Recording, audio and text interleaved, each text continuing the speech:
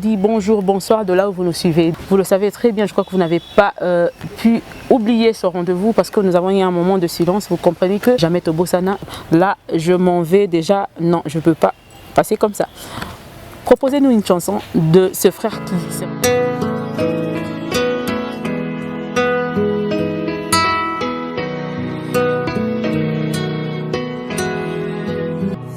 Ozali nzambe nzambe ya tango Ozali nzambe nzamba makoki eloko nini olembana nangwe uta mokili ebanda alikambo nyonso ozanga jamais solution eloko nini oloba esalema te yango na epa na yo nkolo osalelanga bikamwa na yo soki mpe ngongango ekoki te otata elembo ya kimia na motema na ngai yawe naye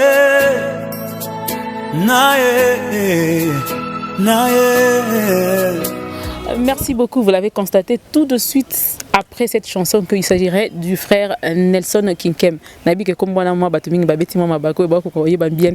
sinon c'est le frère Nelson Kinkem. J'ai pris du temps pour essayer d'intérioriser le nom, mais sinon le frère est déjà avec nous. Bonjour mon frère. Bonjour maman. Vous allez très bien? Très bien par là, c'était mieux. Voilà. Mais sinon, on a toujours une première question que nous posons sur cette émission, dans cette émission, quand nous recevons un enfant de Dieu. Boni bonzambe pour na vinayo. En fait, d'abord, je salue d'abord tout le monde, Bazola Nabiso à ces moments.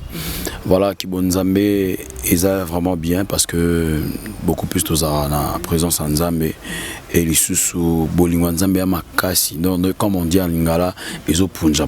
Donc voilà, ça prouve encore que bonzambe, les bonzambe azo lingabiso sous Makasi pour tout le monde à misala ya Bolingo nae, Nicolas Bavina biso. Qui bonzambe vraiment ça va. Kibonzambe vraiment ça va très bien, mais sinon je viens vous rappeler à tous ceux qui reconnaissent le frère, c'est le frère Nelson Kinkem. Pour nabao ba yebite, boyebi ke yem taimba lettre. Ba misu pe ba yebi titre te, mais ba yebi ka nzembo. Na sengi na yo kolo yesu tant na banda oyemba, mais na sali ma mususu. Mais na tiki bino na nubongo po yemba oyemba, mais avant tout frère Nelson, obanda oyemba quand pour les lotos mon inspiration niveau au mokini mobimbendimi qui chasse nyon se ndimi que il y avait quelque chose dans cette chanson parce que le frère il y a un frère aîné dans ce domaine là qui a dit ceci: quand l'inspiration vient on sent une différence. Une chanson qui se chante avec l'inspiration de Dieu, tout le monde sait le reconnaître. On a senti que sur cette chanson l'être il y avait une inspiration yandenge mosusu. Est-ce que le frère Nelson abani koyemba wa pipa bimisala biso le rani? Gloire à Dieu. Le frère Nelson, d'abord dans un coussé. Frère Nelson, je suis né dans une famille chrétienne, donc voilà. Et papa Pelé ainsi que maman Françoise m'ont dit au bazar parents nanga. Donc voilà, après on va découvrir Don Nazanango. Donc une église Nzambe Malam. Donc Nzamana kokota na chorale na âge il y a 7 ans, bah écoute, dans la chorale, il y a Gédéon, on va te dire, moi. Mais ça, là, on dit, mon il y a Gédéon. Abalaya, maman sali nanzambe, et à tout ça donc voilà. Donc c'était la chorale. Hein? C'était la chorale de l'église Nzambe Malam.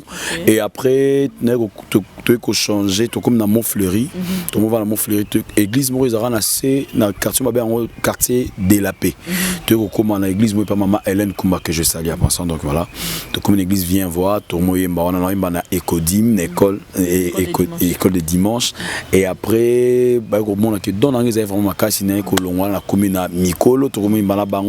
et je me souviens un jour. Toujours dans cette même église. Toujours dans cette église, dans le même église. Directement, j'étais avec mon père un jour. Wa to na ma campagne na le verte et je me suis dit pour papa biso ke na yemba penza bien papa biso za ce qu'on est sous ban pierre que beti nda mo l'église dans ça les papas ouais Et un jour, tu as papa Pelé, Kinkem, tu as une église, viens voir. Oui. Donc, tu as comme l'église qui est comme un Lomami, juste un Kitambo, tu as bon, maintenant nous allons inviter le frère Nelson Kinkem pour une cantine individuelle. Et au bout de parce que Zaki a mon papa. C'était la première fois que ton papa puisse te voir en action. En action. Donc voilà, deuxième fois, parce que tu as une église, il y a un Zamala, Mazara, président de jeune. Et on a commun moqué. Parce que nous avons dit que Zaki a Thomas le conférence, c'est papa Thomas le ça la succès ma casse. Voilà, et directement papa Thomas Mbotenayo et Mbalanamano et Mba ah Zamazara wa ima voilà. Directement naiko bananze mbona zo ko na nota likolo wa kana nota skanza parce que parce que place en matavena et si na kangami et si bon voilà to betele sur ma boko bazingisi parce que to comme ce place moi ben son euro cité comme na avenue hôtel Tava to comment na ko papa Simeon le bon grave parce que yo mona nzembo yemba teka wa mais ça c'est quoi ça sérieux quoi. Vous voyez donc juste pour vous dire qu'il n'y a pas d'élévation sans l'histoire et après Nero comme papa Patrice Ngoyi Musoko que je salue on les a et ce qu'on a bandit vraiment carrière professionnelle là et voilà je fais 9 ans avec le père et 9 bonnes années. Ouais. Ils ont quitté ma casse. Pardon, hein, avant tout, en maison, on a posé la question 9 bonnes années.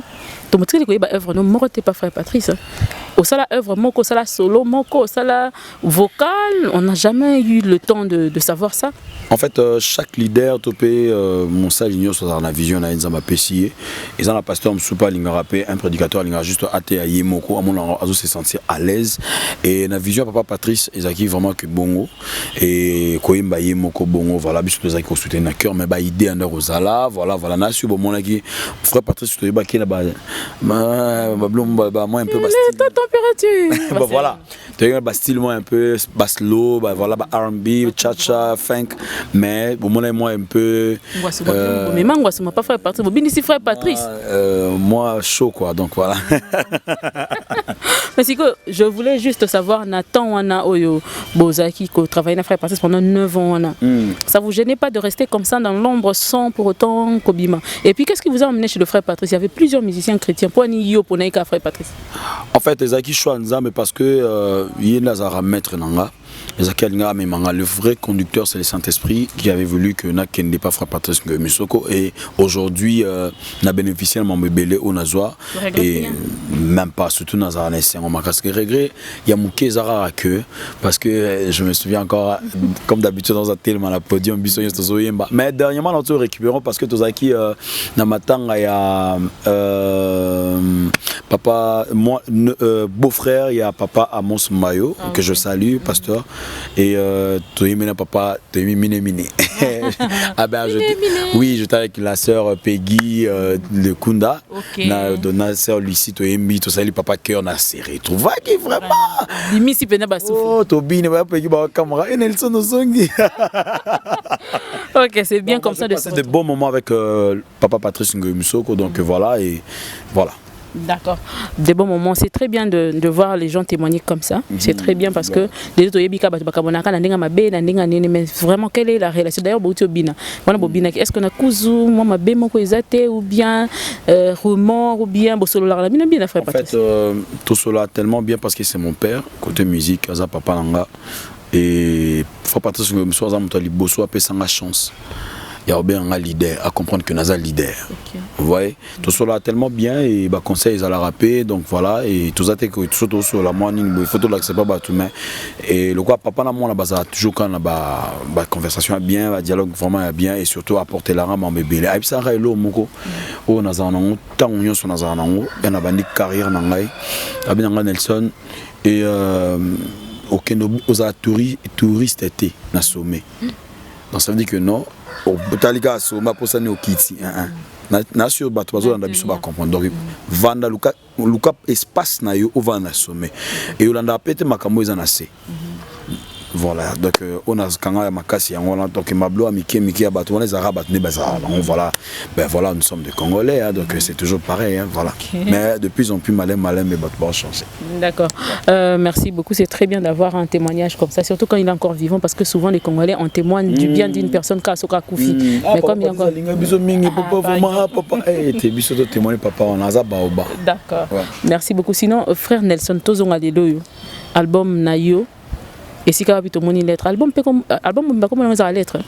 Non, l'album c'est le nom de l'album c'est pour bientôt. C'est pour bientôt. Donc voilà, ils a prophétie au Nzamba Pesakinga que Kolobana Batu que à très bientôt en Abisso. Et Namuto Pazane Laka Nzambe et sache-le bien que mes fribochettes a les quitté malgré Tom Susu. On se retrouver dans le débat mais Kondi Mezaï Kaka. Nane Samutumoro soko activer ka foi au comme la destinée. Vraiment. Toi activer ka foi pour tout comme la destinée parce que c'est très important. Bon, c'est pour bientôt. On va activer foi pour na c'est pour bientôt. Mais sinon, frère Nelson, pour ceux qui ne connaissent pas très bien le frère Nelson c'est et le mot est référence et puis Natunayo et puis après reprendre la question pour nani kaka mingi lettre ndemunte ke liboso ba misu ba clip nango ezongi sima ba misu on dirait promotion nango sala makina no penza mingité mais avant ça une chanson et puis après vous nous répondez.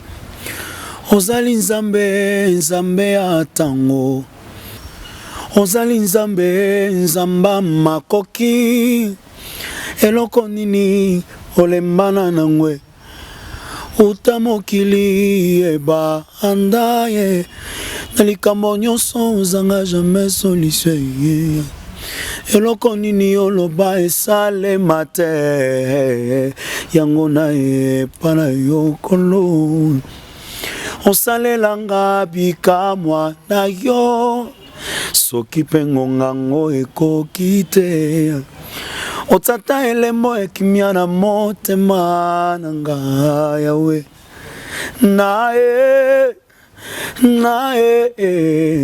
nae oh kolo nae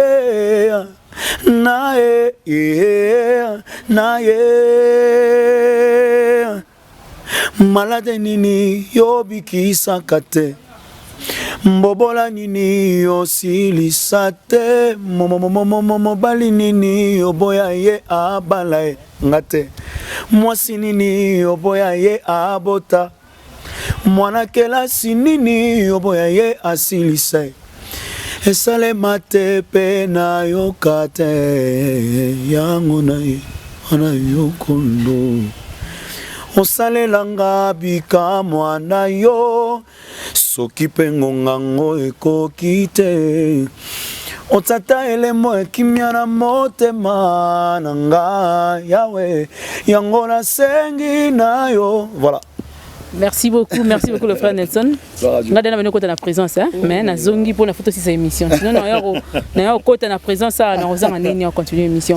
Mais sinon qu'est-ce qui s'est passé pour que c'est pour bientôt? Déjà, lettre et kundi, titre, il y a l'album. Ça, c'est la première des choses. La deuxième chose, c'est que apparemment, on ne connaît que lettre. Les autres chansons, au sein des promotions, qu'est-ce qui s'est réellement passé? Gloire à Dieu. Ce que je peux vous dire un peu, c'est juste que le frère Nelson n'a pas un producteur. Vous voyez, le frère Nelson a travaillé à Ange à Destinée et Mouton Nyon soit dans la pour soutenir œuvre Nzambe. Donc, à l'unité, nous autres, je suis pour là. Et donc, Joseph Darimaté, donc, Baya Kapoto soutenir œuvre Nzambe. Donc, problème de Bisso Mingeza, on donne que c'est qu'on a. Nzamazo permet de Bisso Namon Mukeo parce qu'il y a petit. Vous voyez, donc, toute l'unité, tout ça, que tout qui nous à gauche, à droite, parce que tout ça, la peau n'a tout plaire, non. Nous voulons juste faire la volonté de Dieu. Quoi ils ont makasi mingi donc on a dit que deuxième maison et aux à la mieux. Pourquoi on a dit deuxième maison? Ça veut dire ils ont deuxième album deuxième partie album et aux à la tellement bien et en fait frère Nelson Zara toujours Yassika. Ça fait déjà 6 ans hein. 6 ans. 6 ans parce que depuis que lettre est depuis 2013. Vous voyez depuis 2013 l'album est belé bimaki voilà je me souviens album il y a album et Bimaki voilà pour la citer on n'est pas cité le nom ok donc c'est juste frère Nelson Azara toujours bato découvrir à chaque jour et ça Jésus est vivant vous voyez et ça bato lingara Yendeo, Ngateo. Vous voyez? Mais c'est par là d'ailleurs, je dirais que frère Nelson a sali pub, il y a lettre T, mais lettre N sali pub, il y a frère Nelson apparemment. Voilà, il fallait que Batouba et Bama et Zobi Mawapi. En fait, il fallait combo yesoye banana liboso, combo yesoye bani, donc voilà, et baroye ba a. Ce que moi y'en a tous vu. Robinon ils allaient rawapi. Batouba au tabac a. Robinon y a encore comme Nelson, donc voilà, nazaka robinet juste yanzami. Il est vivant la linga, mingo c'est le bisou. Jésus est vivant, il est vivant, il est vivant, et Jésus est vivant, et Jésus est vivant, et Jésus m'a béni, m'a béni, m'a béni, Jésus m'a béni, Jésus m'a béni. Mon kolomo kona mwanda. Précisément na banana kolo pesinga inzembo yako kumisa yo Natali likolo namoni pena seya namoni mosusu te vraiment yako kumisa kolo namoni bibale ye namoni pe bambonge kolo esalinga isomo yango na kumisa yo bongo biso bato ya okelana elilingi na yo tina nini tozanga sujet yako kumisa seyo Jésus m'a béni m'a béni m'a béni Natali bomo inanga bisika yo zuanga kolo esalinga isomo yango na kumisa yo Natali libota nanga tozanga ki grife kolo pesi tina lelo yango to kumisa seyo ngona yemelio voilà zambe nanga totika bajena pona yo Jésus ye zambe nanga ima ole ole ole ole nzamba ole nkumu zambe nanga ima ole ole ole ole ole nkumu zambe nanga ima ole ole ole nkumu zambe zambe alola etita vraiment yaka sala donc voilà Jésus est vivant. Siko nzembo kitoko ya niveau. Je comprends pas jusque là. Na luka ngona ba internet. Na luka yango pona zango. Il faut kana quelqu'un pas. Toche, oyebi ko mfo misabato hein. Tozo cha ofele awa 50 francs. Kuna ndena kuta. Donc voilà, et c'est juste que Toza vraiment la producteur, mais j'avais un distributeur. Pour cet album, j'ai un distributeur. Et Papa Antoine Katoto, Maison Kinespress, tu travailles pour l'album, tu travailles. Et na iTunes, vente dans mes alaka et Salamaka, voilà. Mais côté YouTube, donc voilà, on a présenté album T. Que côté clip, nous avons que juste Emoli Monsanto, Yende, voilà, et na lettre, donc voilà, Ngolo déjà tout ça les clips nango et bientôt tous lancé ango, malem donc bah tout bazo la bisopé, osa la pour contribuer, ça raté ko bet ce concert, mais pour c'est la bisopé clip, mon papa Nelson nga contribution dans un clip, et bah tout bazo talango, bah tout bazo bikanango, nzambe pezo monayo, donc voilà. Et là, quand on est bateau big boss, on retire pas problème, parce que bateau big apona. Oh. Oui, bien que famille à Joseph d'Arimathée, si les lots bénéficiaires en tombe à Jésus. Sérieux. Ou bien tu vas aller tomber vide. Tomber en année, Joseph d'Arimathée, ça Jésus. Parce qu'il y a une permettre. Il t'a permis de nous nettoyer pour la terre. Bah mais mangoana. Les lots bateau sont ok en Israël plutôt bateau à ça là. Comme un lieu touristique, voilà, tourisme, faire des photos. Voilà, n'importe mutu moko, li pamboli oyo pambola biso, et rotikara pour na yote mais pour na génération na yo. Amen. Donc voilà, pamboli na aussi en oh, maman zwango, eza yo ngate. OK, frère Nelson, avant que tu continues, toyo que le bonus moko préparer les biso c'est. Je veux que toi, Saint-Esprit, couvre-moi par ta puissance. Alléluia.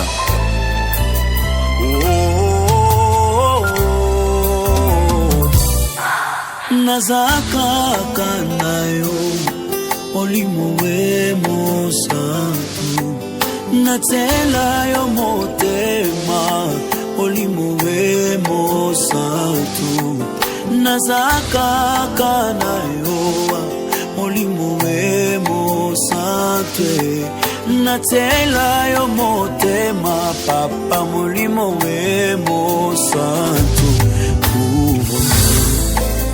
Oh, esprit de paix,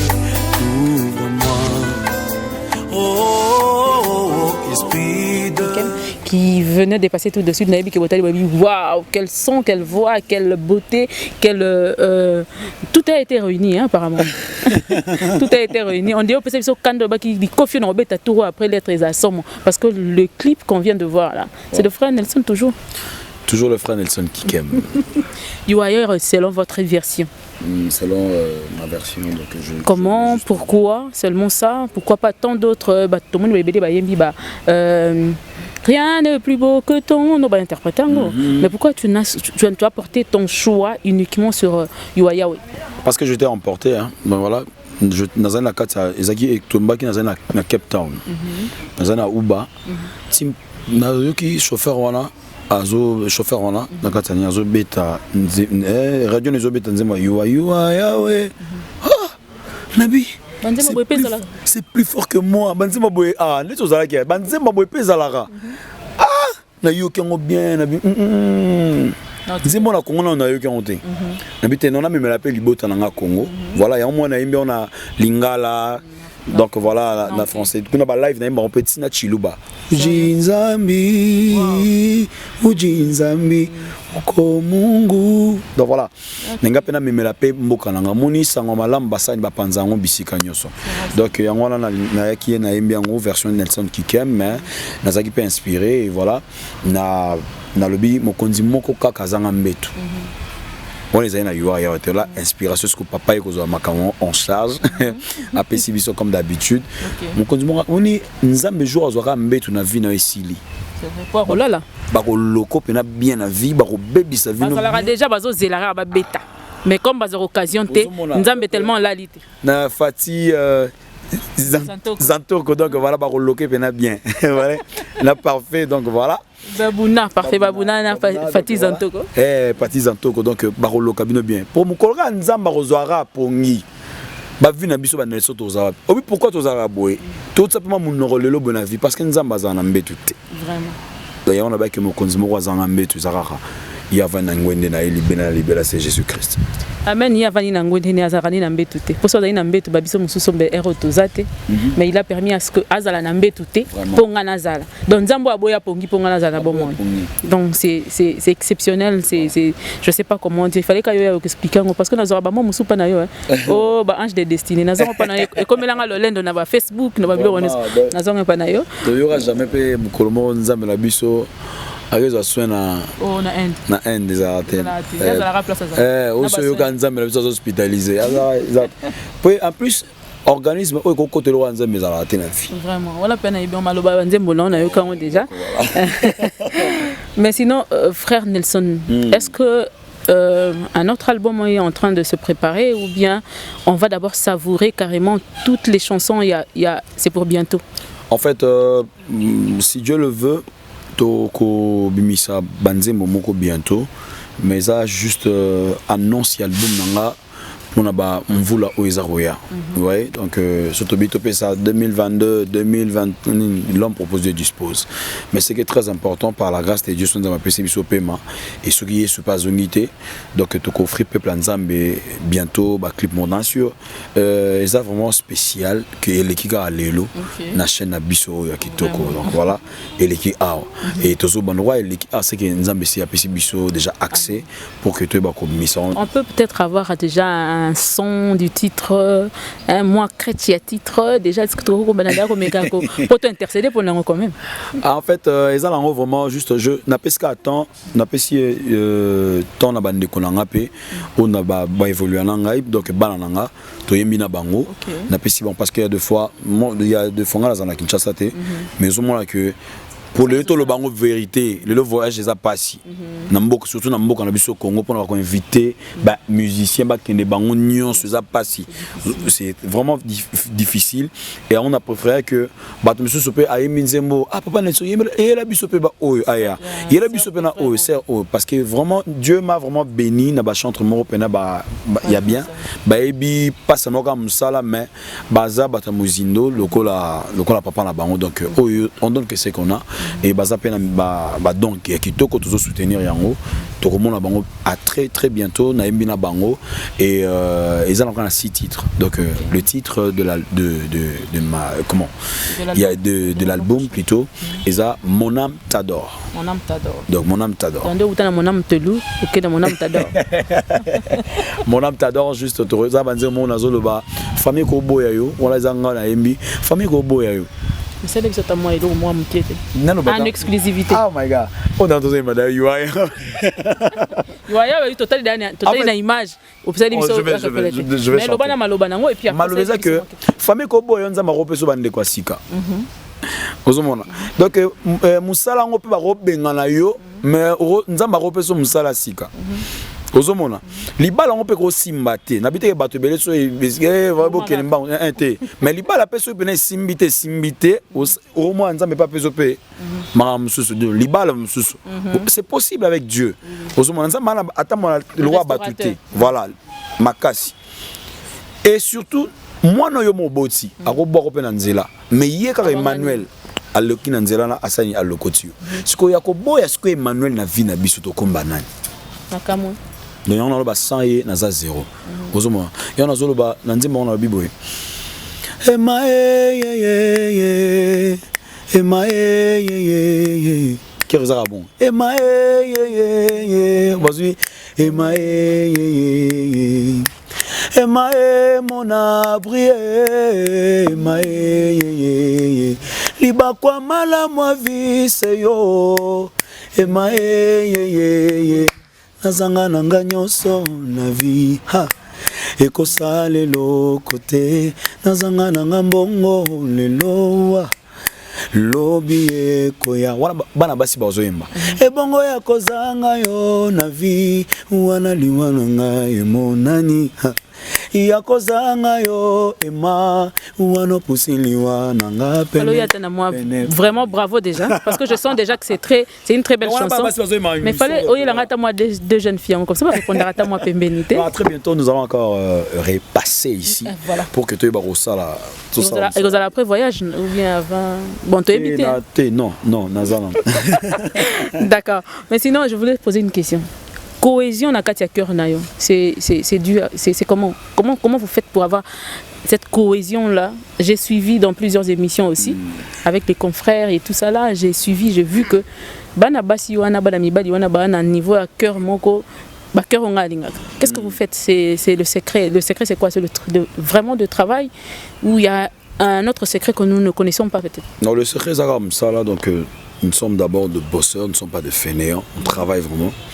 Et au essayé temps à répétition tout répéter caso et essayé temps à mayo et à maombi tout ça là on bien vous voyez donc c'est juste que ça travaille et qu'on respecte les principes voilà parce que on zamba qui panique à voir t'étais à peine zamba ordre vous voyez organe ozali nzambe atango ozali nzambe comme alobana en fait non Azan n'est pas ordre, tous en ont sérieux. Azan n'est pas ordre, vous voyez? Parce que je ne sais pas exemple. C'est un Dieu parfait. Voilà. Que Dieu te bénisse, ma soeur. C'est juste que nous avons mon pays bien. C'est trop peu sans moni bande qu'on a biso yangambwana. Et ba yembaka. Moi azo yemba penza. Oh, azo yemba. D'abord tous nos artistes musiciens. Oui, tous Nzambe, nous sommes des adorateurs. Voilà, tous artistes. Ceux qui peuvent être dans un plombier. Vous voyez? Si on a diplômé ça bien mais le quoi artiste il faut apprendre parce qu'il faut quoi perfectionner c'est pas dit que je suis là seulement la grâce de Dieu est là voilà ngolo nzambeza non là na batumsu baba et ça batumsu bazala retirer na son cas bien aïe au moins jusqu'au profondeur atikali donc c'est juste que ton travail sera tellement dur et voilà. Frère Nelson, merci de répondre à notre invitation. On tend vers la fin déjà, mais avant vers la fin, bien que Marmarito que vous me l'avez raté, moi jaloux pour Nabiso. Mais sinon, on va prendre d'abord cet élément de nos frères qui sont passés nous voir, nous parler d'une bibliothèque qui est gratuite à Kinshasa, sur Kinshasa, une bibliothèque gratuite qui, Borolanda, détail na Katia, il y a éléments isolés tout de suite, et puis Bozongi si mamé bananza beto na bizaleli ya kotanga ka moi mingi parce que kunesko batie na bango gratuit. surtout. Donc ils ont un autre mbongo okuta ba ouvrage ya ba pasteur ebelé ba papa oya dépôt ba mas moiro ba tout ebelé baza ebelé ya bandenge nyoso. Il ne faut pas seulement se limiter parce que ba nzambe ebelé le so ba bengi liboso ya en face il y a thème moko tu sens que aza et c'est pas mûri parce que aza na temps ya kotanga te. Voilà par exemple montenir so on a besoin ya ko rejoindre bango to ya ko kende wana vers kotanga et tout ça là ba numéro est affiché au bas de l'écran, vous allez appeler par ce numéro, vous allez avoir les détails et le reste. Sinon que Dieu vous bénisse pour cette initiative très bonne pour les enfants de Dieu au milieu du corps de Christ. Sinon papa Netson to komi vraiment na suka. Pesa biso ba bien ko yeli biso concert il y a pas le budget mais heureusement prochainement tant rozonga tant ko yana ba sœur na ba frère ensemble rozongo mais lelo yebisa biso conseil ni ko pesa bana nzambe ni so ba la musique lokola yo lelo parce que tout le monde a sa pilule de partout hein. On se pose la question est-ce que bango nous sommes inspirés, qu'est-ce qui se passe exactement, conseil ni ko pesa bango et puis aucun amour de la fin na yo yebisi biso na ba programme na yo so ndenge tikali. Gloire à Dieu. D'abord, nous avons pas mal à 8 ans, ya kolanda biso na émission Kitoko Oboé et là on a rebisa mutu moko na bi moment ozo le kalango eza tam susu ya pas si to PS5 mais na nyonso wana yeso azalaka na kati donc ozana na centre makam nyonso ya vinayo et ozana mbeto hôpital obateke no nzambe osala te po anini bomanga kaka yaya aux bilaka oui barango donc au senga liwa avant parce que bilaka no ezotambo les en adresse moko il faut les kawana to payer yo pe ay ko to place aux amis na mona batu musu bazala béni na mbet hôpital donc toi aussi Dieu est capable de visiter yo aibi pourquoi au leki na mbet hôpital wana pour la circonstance nyo so photo ça to kumisa nzambe yo zolanda biso ngo la poison pour nous la poison monte que non pas si on tikara otika na passe a oya parce que mokili déjà bien pour ero la poison et ba que enfer et ça il faut ngam pour la libéla